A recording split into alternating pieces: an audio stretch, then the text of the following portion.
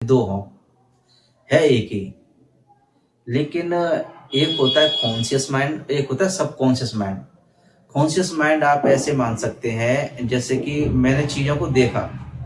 मान लो मैं सामने मेरे अलमारी है तो अलमारी में चीज़ों को देख रहा हूँ, तो मेरा ये विजन हुआ, मैंने चीज़ों को देखा। या फिर मैंने चीज़ों को कानों से सुना, किसी ने कुछ बजाया या फिर किसी ने क्या किया, ऐसे मान सकते हो किसी ने कुछ गाना बजाया या फिर कुछ सुनने को मुझे मिला, तो मैंने क्या किया, उस चीज को सुना। या फिर तीसरा ये हो सकता है कि मान लो मैंने किसी को टच किया या फिर किसी से मैं टच हुआ, ठंडी चीज से या गर्म चीज से, तो मैंने डायरेक्टली क्या किया, उन चीजों का अनुभव किया।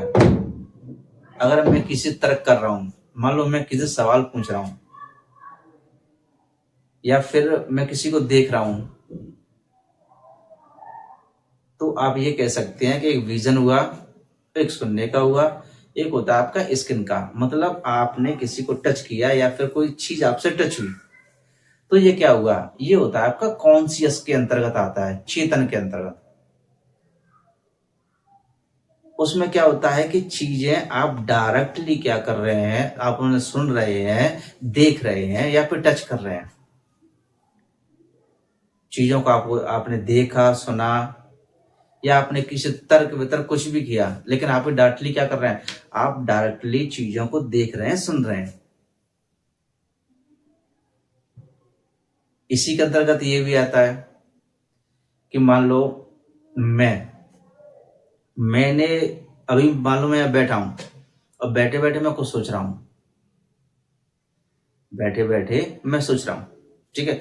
मैंने मान लो कुछ भी सोचा, अच्छा सोचा बुरा सोचा मैं ये नहीं कह रहा, लेकिन मान लो मैं बैठे बैठे सोच रहा हूं, तो कहीं ना कहीं क्या कर रहा हूं, मैं अपने दिमाग के अंतर्गत ही ये आदेश दे रहा हूं। तो ये आपका आता है कॉन्शियस माइंड के अंतर्गत। अब सबकॉन्शियस माइंड क्या होता है, उसमें फर्क ये होता है कि आपने कॉन्शियस के अंतर्गत क्या किया, आपने चीजों को देखा, सुना और टच किया। इसमें आप ये नहीं कर सकते।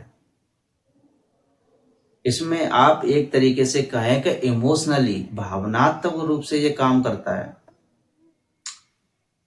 अब काम कैसे करता है, आपने देखा होगा कि आप किसी भी चीज को देख के कहते हैं ना कि मुंह पानी आ गया। या फिर आपने क्या किया कि आप यहाँ बैठे हैं और आपने कुछ ऐसे सीन को याद किया जो कि मान लो डरावना था, या फिर हो सकता है कुछ ऐसा सीन हो जो आपने याद किया, कुछ पल उस पे खूबसूरत पल कह सकते हैं आप, ऐसे पल हो, तो कहीं ना कहीं वो उस जगह आपको फील होगा। आपने सोचा कि चलो हमने उस समय क्या किया था, कहीं जाके जलेबी खाई थी, खूब बढ़िया मीठी थी, और आपने उसका क्या किया, फील किया। तो कहीं ना कहीं वहां पर क्या होगा कि थोड़ा सा आपको फील होगा। सबकॉन्शियस माइंड यही करता है। आप जो भी सोचते हैं, आपका जैसा विचार होता है वैसा ही रिएक्शन शरीर के अनुसार होता है। आपने क्या किया, आपने सिर्फ सोचा, और सोचने के बाद में जो रिजल्ट निकला वही सबकॉन्शियस माइंड होता है। आप डायरेक्टली उसे आदेश नहीं दे सकते। और बात इस बात पे डिपेंड नहीं होती कि आप किस तरीके का आदेश दे रहे हैं, क्योंकि सबकॉन्शियस माइंड को ये पता नहीं होता कि आपका जो आदेश है वो अच्छा है या बुरा है, वो ये तय नहीं करता। आपने जो उसे आदेश दिया है वो ये तय बिल्कुल भी नहीं करेगा कि आपके लिए कौन सा बेहतर है। आपने गलत सोचा है या फिर आपने अच्छा सोचा है, वो बिल्कुल भी तय नहीं करेगा। वो सिर्फ ये तय करेगा कि सिर्फ आपने आदेश दिया, आपका आदेश अच्छा हो या गलत दिशा में हो, वो आपके आदेश के अनुसार ही रिएक्ट करेगा। आपने अच्छा सोचा तो अच्छा रिएक्ट करेगा, अगर आपने उसी जगह पे अगर गलत दिशा में सोचा तो गलत दिशा के अनुसार रिएक्ट करेगा। लेकिन चीजें उसी के अनुसार होंगी, वो ये डिसाइड नहीं करेगा कि आपके लिए बेहतर क्या है। आपने मान लो गलत सोचा तो वो ये डिसीजन नहीं लेगा कि भाई तेरे लिए ये गलत था, तूने ये गलत डिसीजन लिया, मैं इसको स्वीकृत नहीं करता। वहां पर नकारने जैसी चीज है ही नहीं है। आपने जो भी आदेश दिया है उसका वो पूरी तरीके से एक्सेप्टेबल होता है उसके लिए। अब ये मायने रखता है कि आप अपने विचारों को किस तरीके से रखते हैं। आपको रखना आना चाहिए चीजों को, कि आप चीजों को कैसे रख सकते हैं। ये एक फील्ड के लिए बात नहीं कर रहा मैं।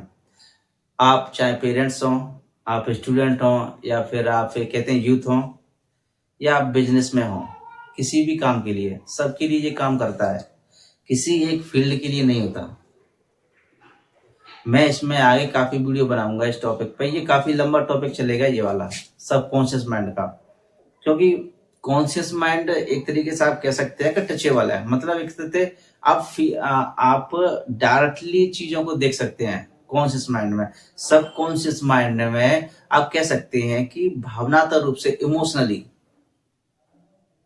सबकॉन्शियस माइंड में ये होता है कि चीजों को आप सामने देख नहीं सकते, टच नहीं कर सकते, और ना ही आप सुन सकते।